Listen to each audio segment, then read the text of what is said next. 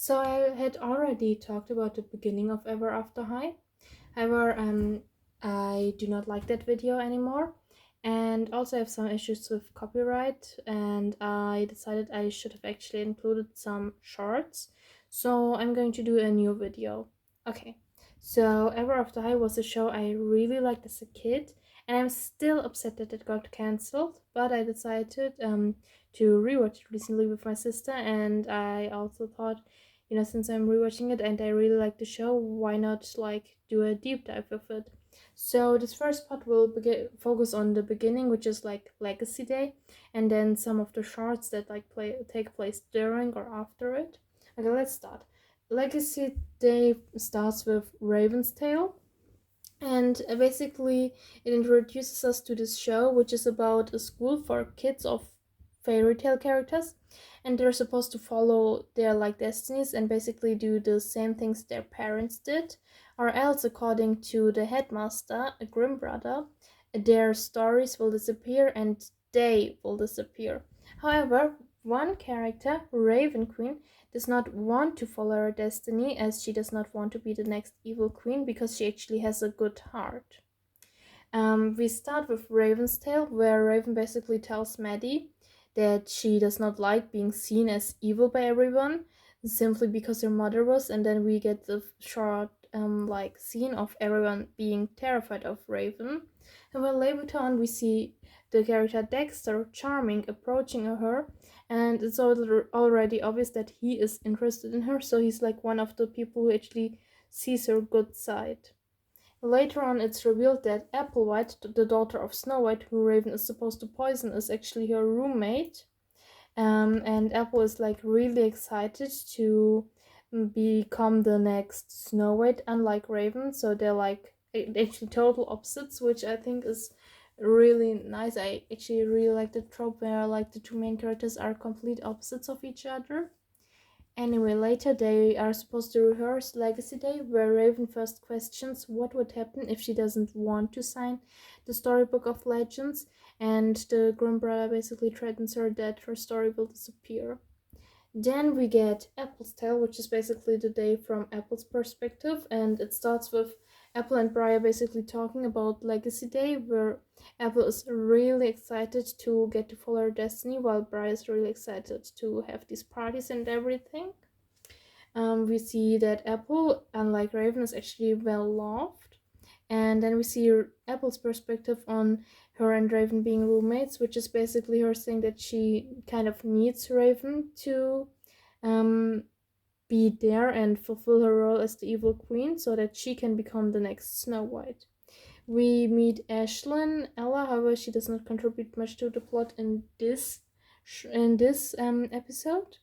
Then we see also Apple's perspective from Raven questioning what would happen if she didn't sign the book.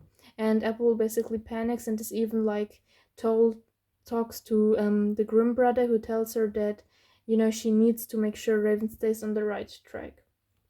Then we get Raven and Maddie basically talking to the second Grimm brother, who's like locked in some sort of basement and cursed to speak in Riddlish. And Maddie asks him if Raven would really disappear if she didn't sign the Storybook of Legends, and he says no. However, Maddie is not sure about that. Like Maddie basically translates it as nothing bad will happen. At least that's what she thinks. So now Raven has to decide whether or not she really wants to count on Maddie's words or wants to be on the safe side. However, in the end, she rebels, and Apple freaks out as well as all the other royals. And here the show starts. Okay, now my thoughts.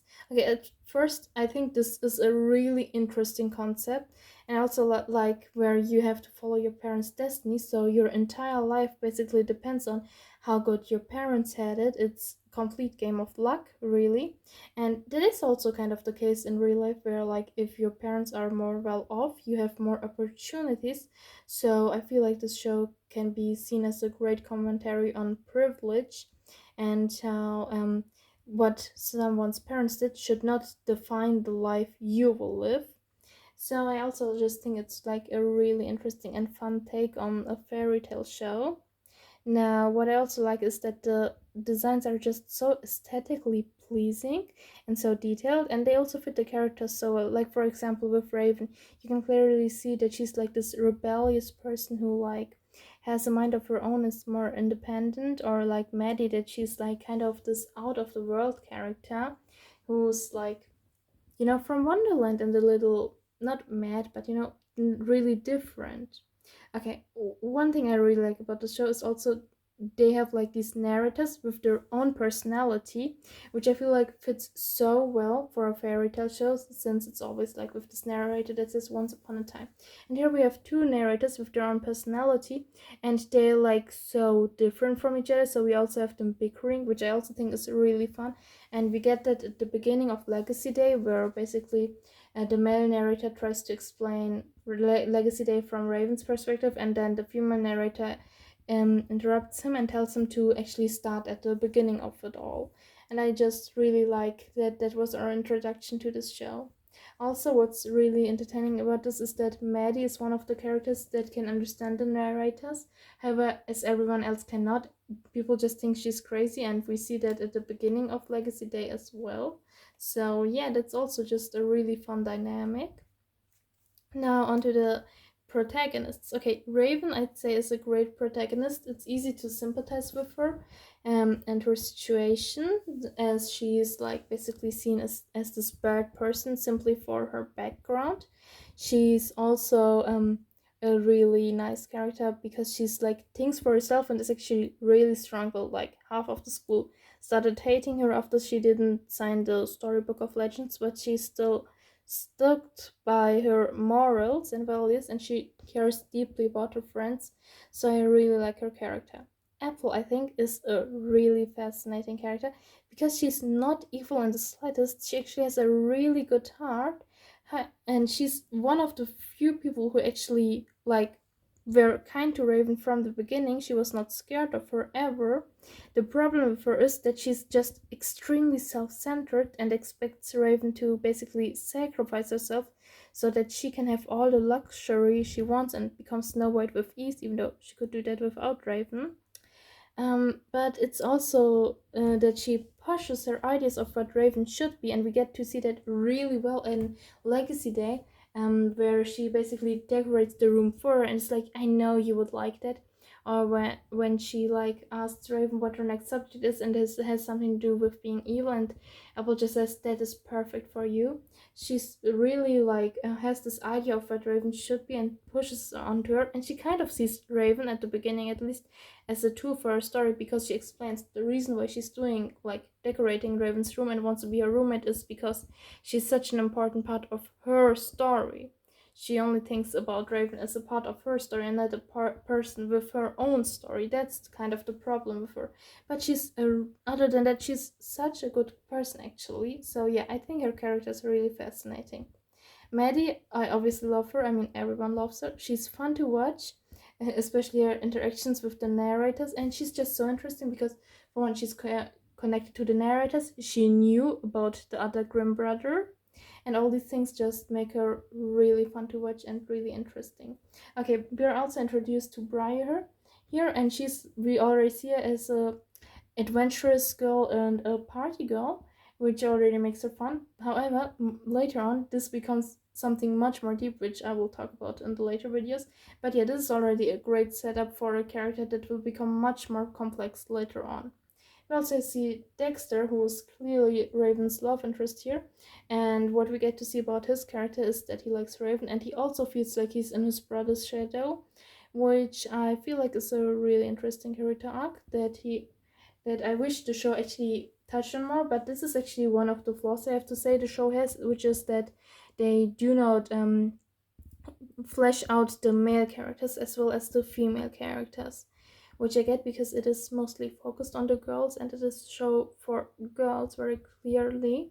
However, I still wish that they would have done more with the male characters. Okay, we have a short scene with Ashlyn. I wish we would have seen more of her. However, we already established her love for nature and shoes. Okay, now on to the shorts. Okay, first the ones that like kind of take place during Legacy Day, I think, and then there's like two which basically deal with the aftermath. Okay, so the first one is Stark Raven Mad, where they basically hold a meeting for Raven, the teacher Baba Yaga, and the headmaster Grimm, with Lizzie, Apple, and Briar and Maddie, who are like supposed to tell her that she should stay evil. However, she doesn't want to, and kind of gets so angry that she turns Headmaster Grimm into a chicken. Which I think that the short was fun to watch. However, it's not much else. Like, it's nothing memorable. Okay, now we have True Reflections, where Raven tries to like make her mirror similar to Apple's, who like always gives her compliments. However, she ends up destroying it, and then her and Apple try to replace it, but it doesn't work, and she just reveals that Apple I was the one to destroy it, which Apple does not mind since she sees her as evil. And then for until the mirror arrives, Raven is supposed to play her magic mirror. It's fun, but again, not much else. Maddie and Chief. Okay, this one is actually a short I really like. Apple is obviously competing for council president, and she's always the one, which annoys Raven, and Maddie decides to compete against her. As they present their ideas, the rebels are rooting for Maddie while the royals are on Apple's side, and I feel like this gives us a great glimpse of the rebel and royal situation. Like the royals just worship Apple kind of, while the rebels are just getting kind of tired of the situation and want someone who will represent them. Like we get to see how clearly privileged the royals are. Like it's always been Apple to be the council president, and she's really focused on the royals, obviously. I also like the ending solution just being both of them becoming council president, which gives room for more equality between rebels and royals. Yeah, so yeah, I really like this chart. Okay, now one of my favorite charts, which is like from the beginning, Briar's study party, where basically Rumpelstiltskin gives them tells them to prepare for a super hard test, and Blondie tells them that it's basically because he wants them to fail, so that they have to sit for detention and turn, create goals for him. Briar tells them that she studied a lot so she can tutor them, but she falls asleep and they try to wake her up. Nothing works until they put on music for party. And then Briar wakes up and decides to have a study party. And then everyone just gets an A for their test. And I love this episode because it gives us more of a glimpse on Briar, my favorite character, and that she's actually really smart. And I also like that they showed like a different study method, actually, that it can be fun with a party, for example, like a study party.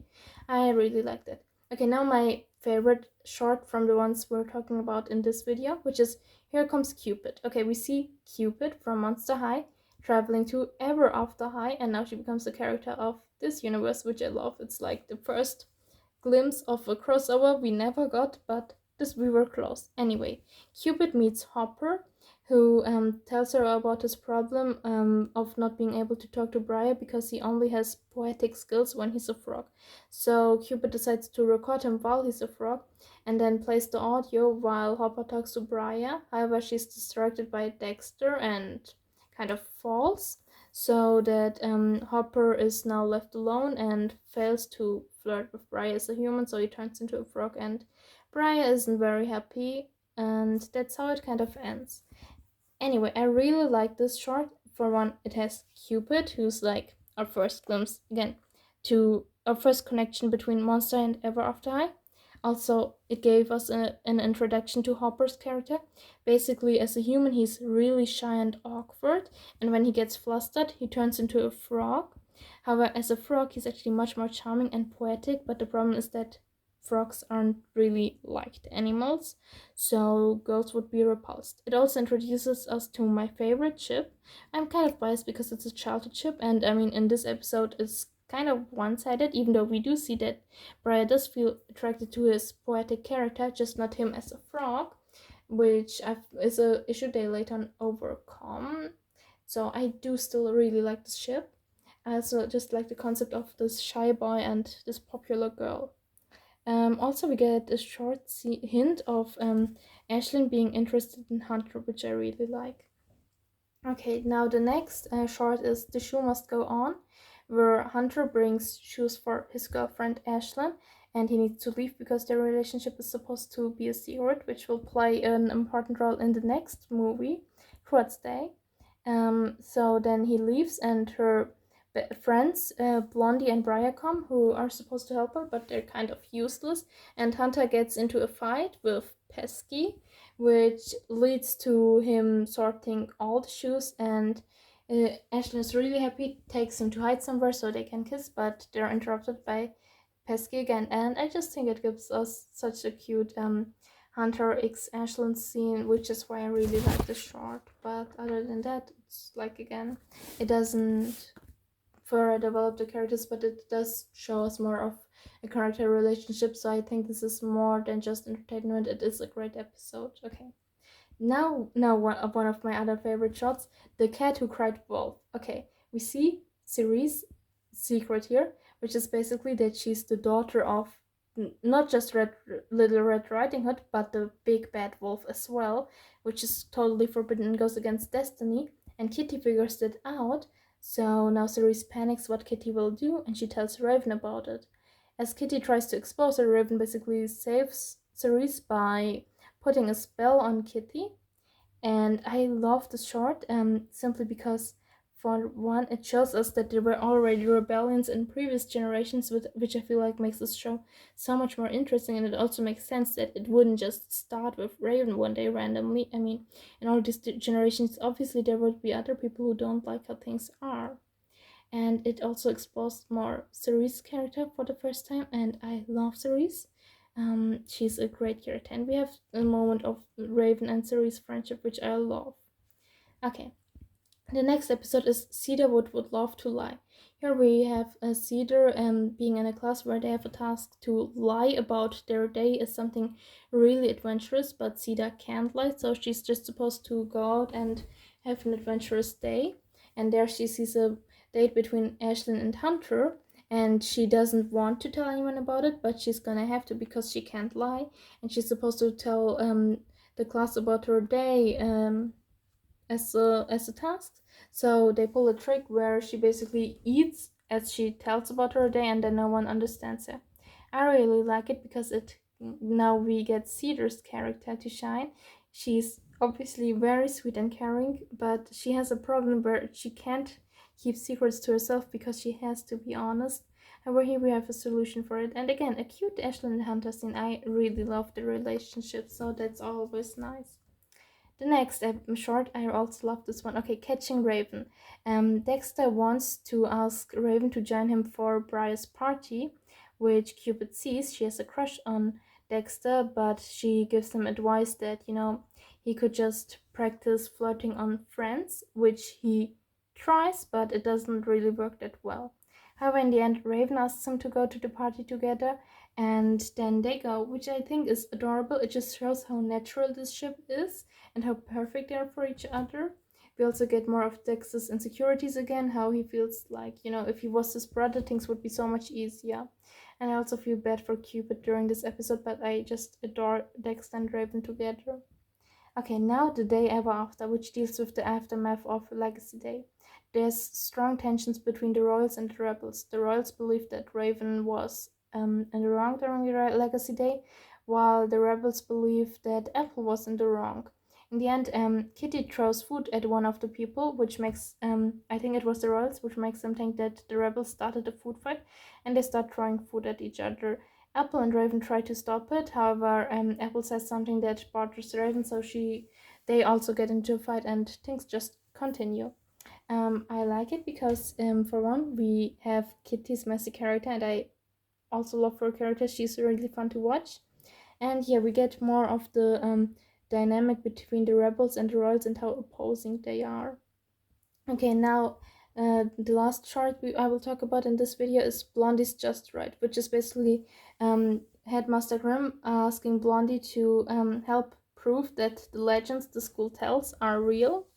However, every time Blondie tries to prove something, it's just Headmaster Grimm manipulating everything to make it look like it, which basically shows us what type of manipulative character he is. And yeah, in the end, he just gets hurt, and I think it's fun to watch him get hurt because I kind of hate him. Yeah, oh well, these are like the shorts and the movie that introduced us to a great show that deserved so much better. I really hope you enjoyed this video and make sure to like and subscribe. Bye!